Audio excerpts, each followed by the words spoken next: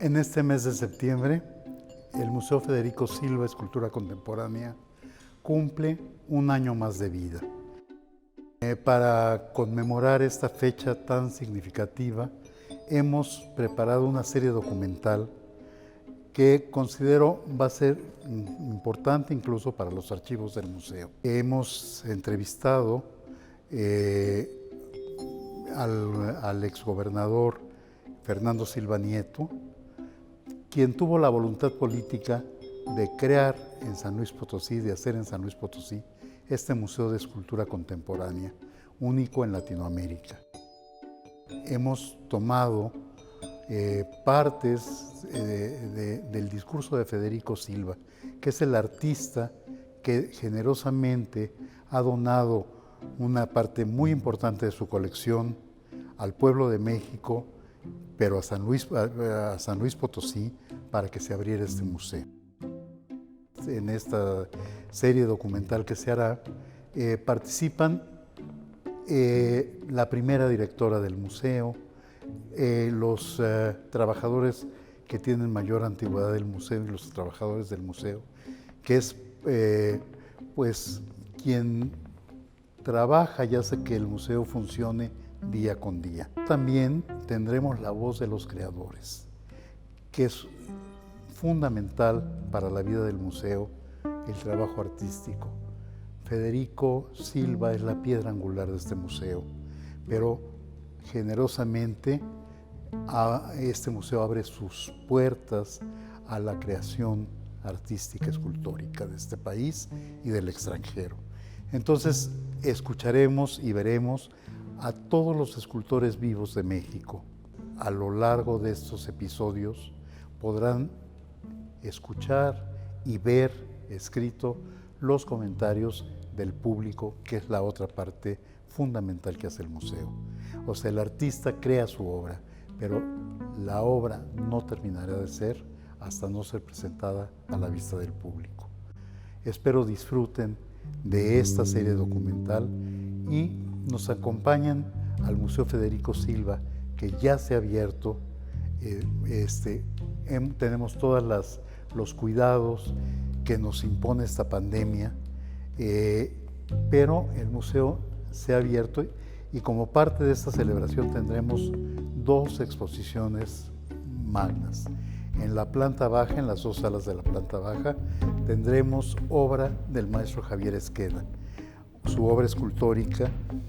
Javier Esqueda es un artista con unas posibilidades enormes y esta exposición se ha llamado 2 puntos de vista.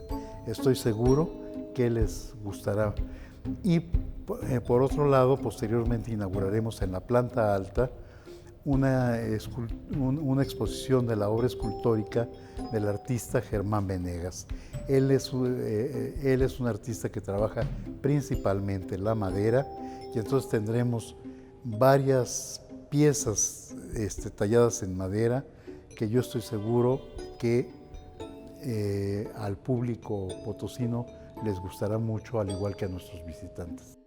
Los esperamos en su museo Federico Silva y celebremos juntos este aniversario. Muchas gracias. El evento me llega al corazón, me llena de regocijo y compartir con ustedes es una alegría.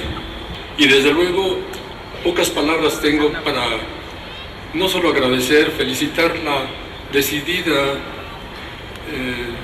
participación, apoyo del gobernador, que me sorprende que en esta época de confusiones, de dificultades, de desaciertos, se piense en fortalecer la cultura como un instrumento que nos permite el reencuentro, nuestra identidad, nuestra identificación y la seguridad para marchar firmemente pasos seguros a futuro. No tengo sino que agradecer a todos los colaboradores del museo, que son un equipo extraordinario, gracias al cual este es un cuerpo vivo ha celebrado eventos de enorme importancia, han venido a apoyar la idea del museo, personalidades tan importantes como el grupo de escultores que hoy refuerzan la voluntad de participación y abrir nuevos espacios para la convivencia en la cultura. Gracias, señores, a todos.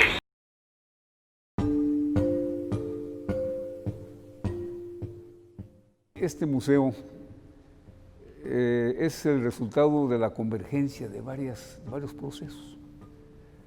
El primer proceso es de cuando yo era, hace muchos años, ya hace un buen número de años, secretario particular de don Antonio Rocha Cordero, un gobernador excepcional en la historia de San Luis Potosí, y fue quien comenzó a reconstruir, a embellecer el hermoso centro histórico que tenemos en San Luis Potosí.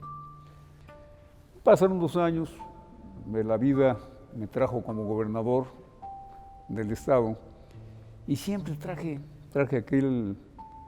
aquella gratísima impresión que siempre me generó el respeto, el cariño de don Antonio Rocha, el cariño a los potosinos, a los monumentos de su centro histórico.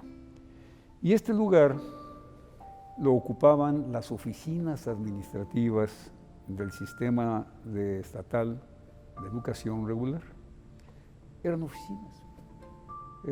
Los salones estaban llenos de archivos.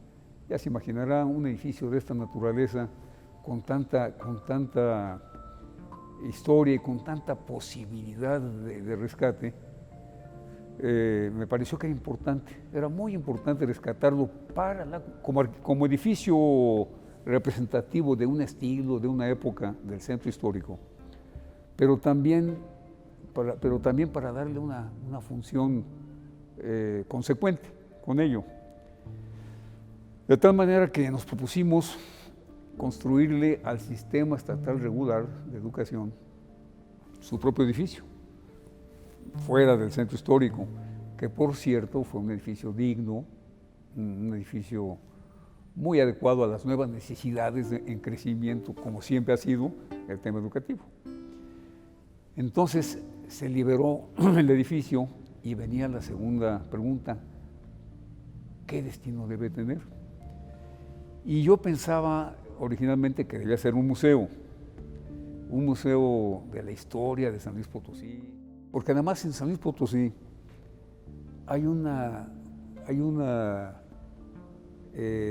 densidad, dijéramos, la suficiente densidad de aspiración cultural en la sociedad, sensible a este tipo de aportaciones, de enriquecimientos de la vida de la ciudad.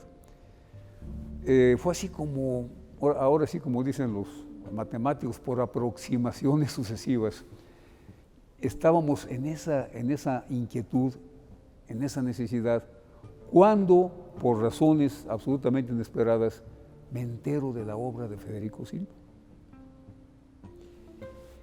Y afortunadamente hubo cómo entrar en contacto con él, lo invité a San Luis Potosí, entró al recinto que eventualmente pudiera ser el museo.